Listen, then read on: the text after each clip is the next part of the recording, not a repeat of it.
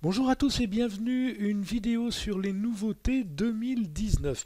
Les thèmes abordés, une prime exceptionnelle exonérée, donc de cotisations et d'impôts sur le revenu, l'exonération des cotisations salariales et d'imposition sur le revenu des heures supplémentaires et complémentaires, l'abattement sur la cotisation d'assurance maladie, la disparition du crédit d'impôt compétitivité des entreprises, le CICE, l'allègement général de cotisations sociales en 2019, c'est-à-dire l'allègement Fillon, la fixation du SMIC et du plafond de sécurité sociale pour 2019, fusion des régimes ARCO et AGIRC, donc des régimes de retraite complémentaires, la disparition de la garantie minimale de points, dite GMP, les taux de cotisation de retraite complémentaire, un nouveau calcul des cotisations sur les contrats d'apprentissage et la disparition de l'abattement sur certains contrats de professionnalisation. Alors nous allons commencer par les mesures qui ont pour objectif l'amélioration du pouvoir d'achat. Une prime exceptionnelle. Les entreprises ont la possibilité, mais ce n'est qu'une possibilité, de verser une prime exceptionnelle totalement exonérée de cotisations et d'impôts sur le revenu. Obligation de l'entreprise. L'entreprise n'a aucune obligation de versement de cette prime. Montant de cette prime à l'initiative de l'entreprise.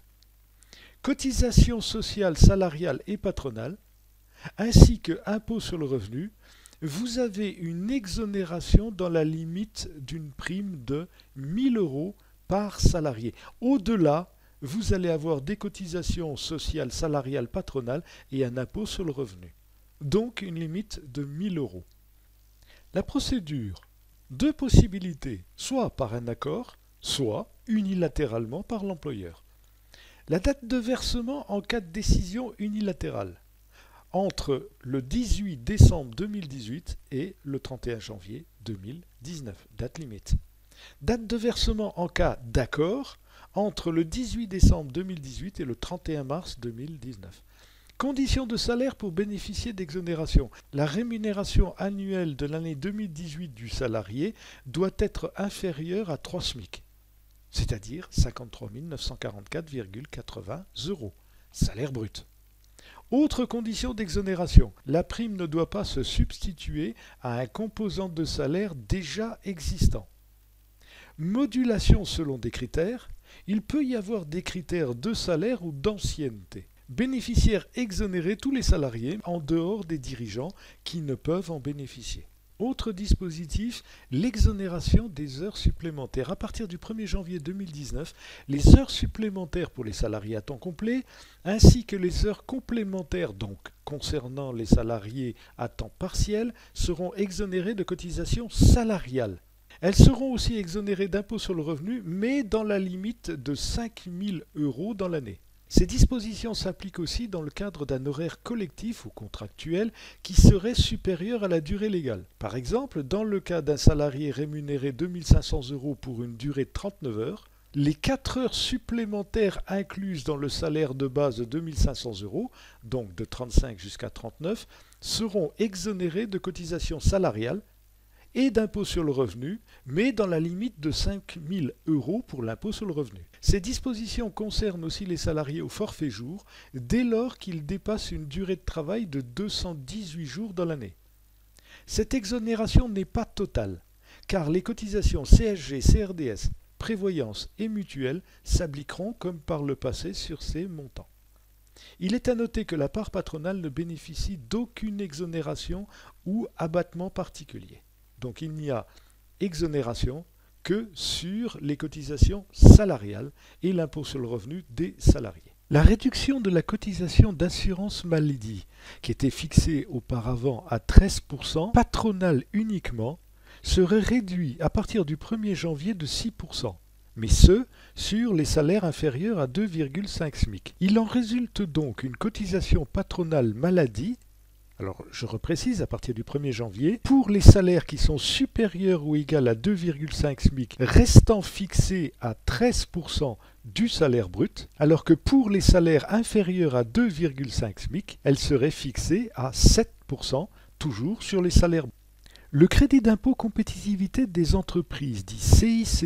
Ce crédit bénéficiait aux salaires inférieurs à 2,5 SMIC. En 2018, il permettait aux entreprises de déduire 4% des salaires bruts, donc de ces salaires inférieurs à 2,5 SMIC, sur le montant dû au titre de l'impôt sur les sociétés ou de l'impôt sur le revenu. À partir du 1er janvier 2019, les entreprises ne pourront plus en bénéficier car ce crédit est annulé. Le calcul de l'allègement général de cotisation, dit allègement Fillon, sera aussi modifié. Alors en 2018, il se présentait ainsi.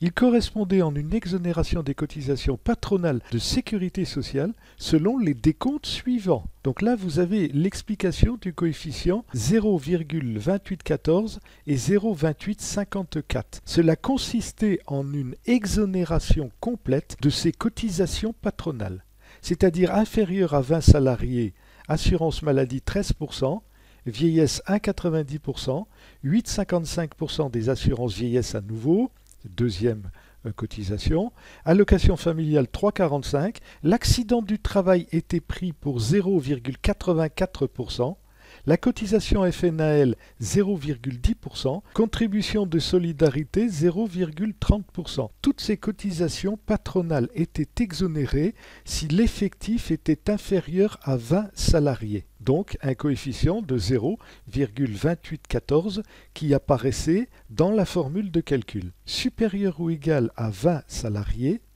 vous aviez une cotisation FNAL de 0,50%.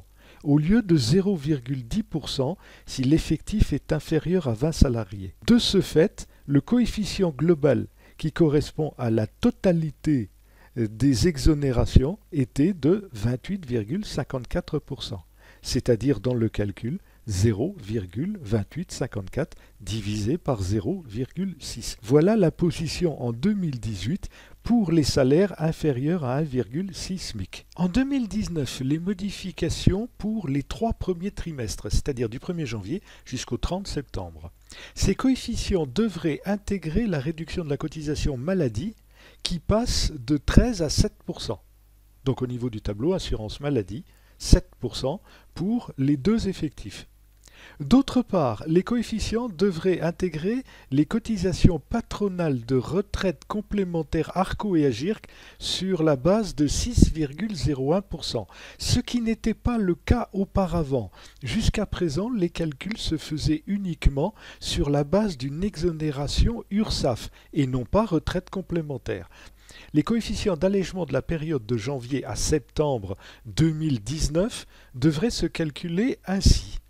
Donc l'assurance maladie 7%, assurance vieillesse 1,9%, 8,55% pour la deuxième cotisation, les allocations familiales toujours prises pour 3,45%, le taux d'accident du travail qui est pris pour 0,78% et ce quel que soit le taux réel de l'entreprise.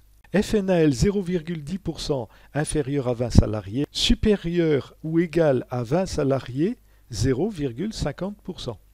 Solidarité 0,30% et les cotisations AGIRC-ARCO 6,01%, ce qui correspondrait à un total d'exonération de 28,09% si l'effectif est inférieur à 20 salariés et 28,49% en cas d'effectif supérieur ou égal à 20 salariés. Et donc les coefficients du 1er janvier au 30 septembre se présenteraient ainsi. 0,2809 inférieur à 20 salariés, 0,2849 supérieur ou égal à 20 salariés. Une autre modification du calcul à partir du 1er octobre 2019, les coefficients devraient intégrer la cotisation patronale de chômage, ce qui, hors modification des autres taux, se présenterait ainsi. Vous retrouvez les autres exonérations, URSSAF et retraite complémentaire, et vous y ajoutez cotisation chômage pour un taux patronal de 4,05%. Ce qui revient pour un effectif inférieur à 20 salariés à 32,14%, supérieur ou égal à 20 salariés 32,54%. Les coefficients applicables de ce fait à partir du 1er octobre 2019 se présenteront ainsi. Effectif inférieur à 20 salariés 0,3214, Effectif supérieur ou égal à 20 salariés, 0,3254. Le nouveau plafond de sécurité sociale pour 2019, il est fixé à 3 377 € brut par mois, ce qui correspond à un montant brut annuel de 40 524 pour l'année civile 2019. Le SMIC, il est fixé à 10,03 € de l'heure, soit un montant mensuel brut de 1521,22 €. Alors je reprécise bien, il s'agit d'un montant de salaire brut. Très important, la fusion des régimes ARCO et AGIRC. Les régimes complémentaires de retraite étaient gérés jusqu'en 2018 par les régimes ARCO et AGIRC spécifiquement pour les salariés de statut cadre. À partir du 1er janvier 2019, ces deux régimes vont fusionner, gommant ainsi la quasi-totalité des spécificités du régime cadre par rapport à non-cadre. Et à partir de cette date, au regard des cotisations, les taux seront identiques pour ces deux catégories de salariés. Seule la répartition des taux entre salariés et employeurs peut différer pour les salaires supérieurs à 4 plafonds de sécurité sociale. Alors les taux de retraite complémentaires. Le nouveau système de cotisation se présentera ainsi à partir du 1er janvier 2019. Vous avez donc les différents éléments de retraite et cotisation annexes. Retraite complémentaire sur la tranche 1, c'est-à-dire le salaire inférieur ou égal au plafond de sécurité sociale, salarial 3,15%, patronal 4,72%. Sur la tranche 2, c'est-à-dire au-delà du plafond de sécurité sociale, et ce jusqu'à 8 fois ce plafond. Cotisation salariale 8,64%, patronale 12,95%. Une cotisation dite d'équilibre technique, CET pour le sigle. L'assiette est égale à la tranche 1 plus la tranche 2. Taux de cotisation salariale 0,14% et cotisation patronale 0,21%. Ce n'est pas à proprement parler une nouvelle cotisation, cela correspondait à la cotisation CET auparavant, dite contribution exceptionnelle temporaire. Donc les taux ont été quelque peu modifiés au niveau salarial et patronal. Contribution d'équilibre général, dite CEG, sur la tranche 1 d'abord, donc inférieur ou égal au plafond, 0,86% salarial, 1,29% patronal. La tranche 2, entre 1 et 8 plafonds de sécurité sociale, 1,08% salarial, 1,62% patronal. À nouveau, on peut considérer qu'il ne s'agit pas d'une nouvelle cotisation qui se rajouterait aux anciennes. Cela correspond à l'ancienne cotisation dite AGFF, dont les taux ont été modifiés. Dernière cotisation l'APEC qui existait déjà, sans aucune modification, tranche 1 plus tranche 2, limitée à 4 plafonds de sécurité sociale, 0,024% et 0,036%. Un rappel, la tranche 1, c'est le salaire brut dans la limite d'un plafond de sécurité sociale, alors que la tranche 2 part du plafond de sécurité sociale et va jusqu'à 8 plafonds de sécurité.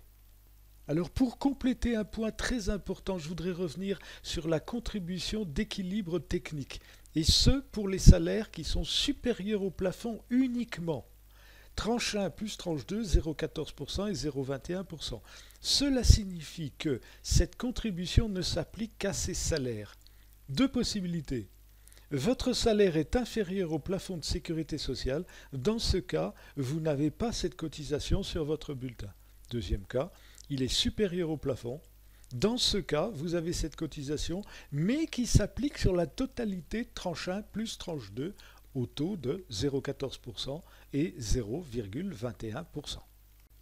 La GMP, garantie minimale de points, qui permettait par le biais d'une cotisation sur les salaires des cadres d'assurer un minimum de 120 points annuels de retraite à GIRC pour les salaires inférieurs à un montant qui était redéfini chaque année. Cette cotisation disparaît à partir du 1er janvier 2019.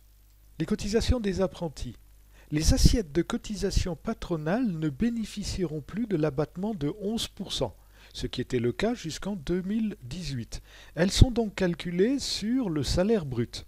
Ces cotisations patronales sont alignées sur le régime général, c'est-à-dire le salaire brut multiplié par le taux normal de cotisation patronale, moins l'allègement général de cotisation, c'est-à-dire l'allègement Fillon. Les salaires sont à présent exonérés de cotisations salariales, mais à hauteur de 79% du SMIC, au lieu du SMIC précédemment, c'est-à-dire limité à 1 202 €. Au-delà, vous allez avoir donc des cotisations salariales sur la différence. Les cotisations des salariés en contrat de professionnalisation âgés de 45 ans et plus seront alignées sur le régime général de cotisation et ne bénéficieront donc plus des exonérations précédentes. Le calcul s'effectuera sur la base du salaire brut fois les taux de cotisation, comme tout salarié, sous déduction de l'allègement général de cotisation, c'est-à-dire l'allègement Fillon. Ce rapide résumé des nouveautés 2019 est à présent terminé. Je le compléterai au fur et à mesure de nouvelles dispositions qui pourraient être prises. Je vous remercie de votre attention et vous dis à bientôt. Au revoir.